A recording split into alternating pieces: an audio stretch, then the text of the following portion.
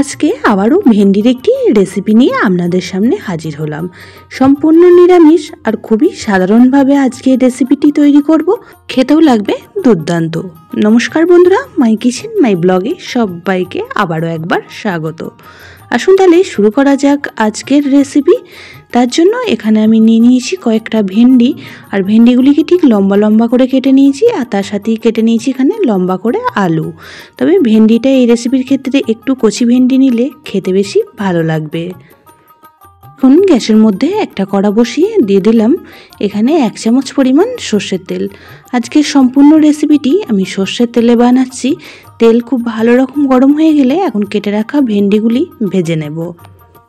ভেন্ডিগুলি একটু ভেজে নিয়ে রান্নাটা করলে খেতে আরও বেশি ভালো লাগবে।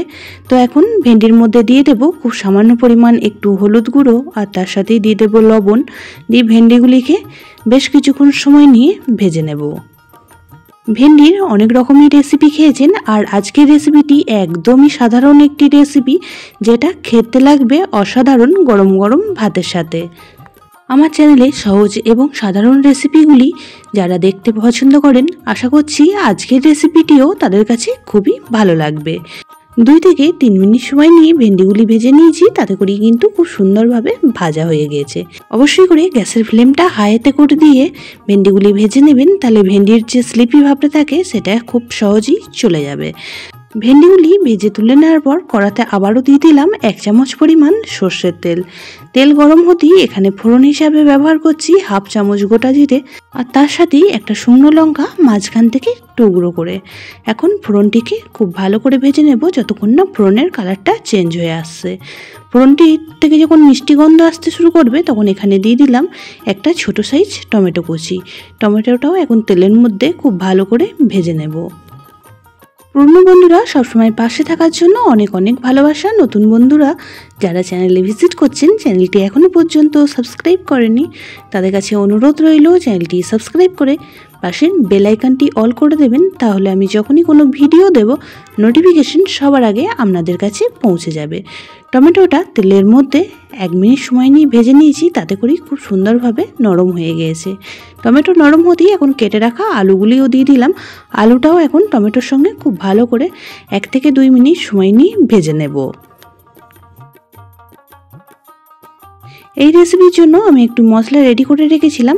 1/4 চামচ কালো সর্ষে, তার সঙ্গে 1 টুকরো আদা দিয়ে সেই মশলার পেস্টটাই দিয়ে দিলাম। তার সাথে বাটিটা ধুয়ে আরও কিছুটা পরিমাণ জলও অ্যাড করে দিলাম। এখন একে একে গুঁড়ো মশলাগুলিও অ্যাড করে দেব। গুঁড়ো মশলার মধ্যে এখানে দিয়ে দেব 1/4 চামচ হলুদ গুঁড়ো, তার সাথে দিয়ে দেব 1/4 চামচ জিরে গুঁড়ো, আর দিয়ে দেব 1/4 চামচ লঙ্কা গুঁড়ো।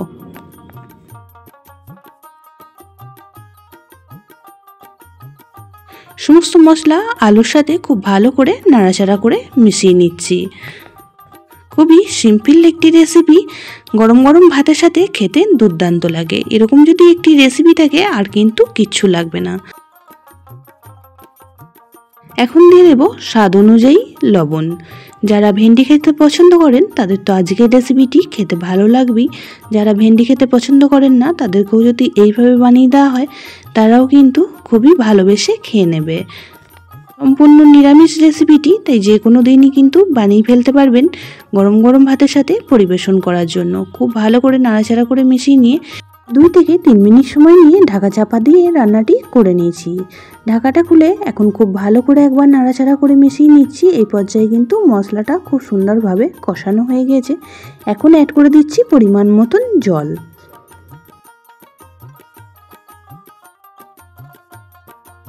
এখানে আমি অ্যাড করে দিয়েছি বড় কাপের 1 কাপ পরিমাণ জল, কারণ আলুটা সিদ্ধ হতে এখনও বেশ কিছুটা সময় লাগবে, তার জন্য একটু ঝোলটা বেশি পরিমাণে রাখলাম।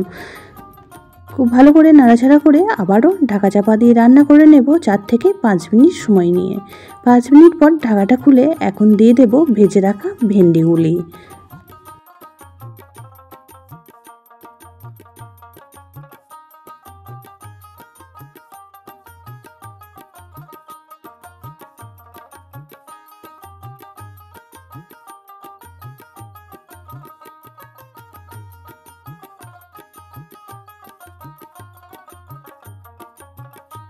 ভেন্ডিগুলিও আলুর সঙ্গে খুব ভালো করে নাড়াচাড়া করে মিশিয়ে নিলাম।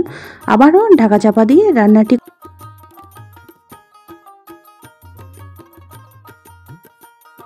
3 মিনিট পর ঢাকাটা খুলে এখন অ্যাড করে দিলাম 2টো কাঁচা লঙ্কা মাঝখান থেকে টুকরো করে। খুব ভালো করে আবারও নাড়াচাড়া করে মিশিয়ে নিচ্ছি। এই পর্যায়ে কিন্তু আলু সিদ্ধ হয়ে গেছে, আর যেহেতু ভেন্ডিগুলি খুবই কচি ছিল আর ভাজা ছিল, তাই ভেন্ডিগুলিও এই পর্যায়ে খুব সুন্দরভাবে সিদ্ধ হয়ে গিয়েছে। রেসিপিটি আমাদের প্রায় রেডি হয়ে এসেছে। আরও 1 মিনিট সময় নিয়ে একটু নাড়াচাড়া করে মিশিয়ে নেব। আর আজকের রেসিপিটি সম্পূর্ণ গামাখো টাইপের তৈরি হবে। অনেক রকমভাবেই ভেন্ডি রেসিপি খেয়েছেন, তবে একদমই সিম্পলভাবে এই রেসিপিটি একদিন বানিয়ে খেয়ে দেখবেন, আশা করছি খুবই ভালো লাগবে। এখন গ্যাসের ফ্লেমটা অফ করে দিয়ে স্ট্যান্ডিং টাইম করে রেখে দিয়েছিলাম 30 মিনিট। তারপর দেখুন একটি বাটির মধ্যে নামিয়ে নিয়েছি।